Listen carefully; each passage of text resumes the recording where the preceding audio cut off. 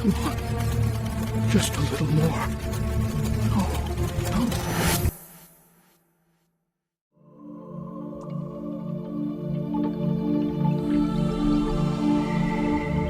On a floating island, drifting above the breath of the world, Silas built his castle from the clinking of metal and the heartbeat of wood.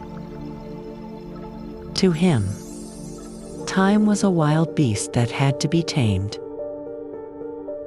He believed that if he could make every clock tick in one perfect rhythm, then the world would never know loss again. Silas never truly saw the sunrise. He only counted the seconds it took for the light to touch his workbench. His rough fingers had touched thousands of golden gears. Yet he had almost forgotten what the warmth of the wind felt like. In his hands, time was a number. But in his soul, time was a prison that he locked himself. One afternoon, when the sky turned the color of copper, an old wooden clock in the corner of a drawer stopped breathing. Silas tried to force it back to life. He replaced its mechanical heart. He turned the key until his fingers bled.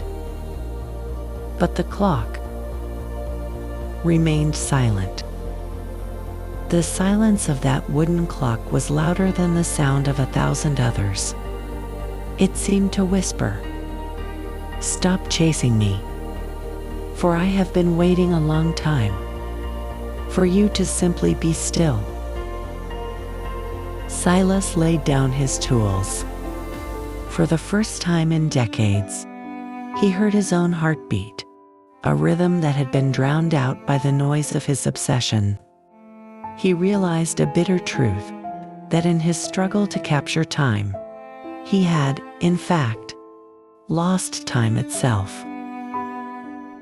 Now, at the edge of his silent world, Silas sits, letting his clocks die, one by one. He finally realized that beauty does not need to be measured, and life does not need to be counted, because sometimes the most precious moments are the ones we never had the chance to record.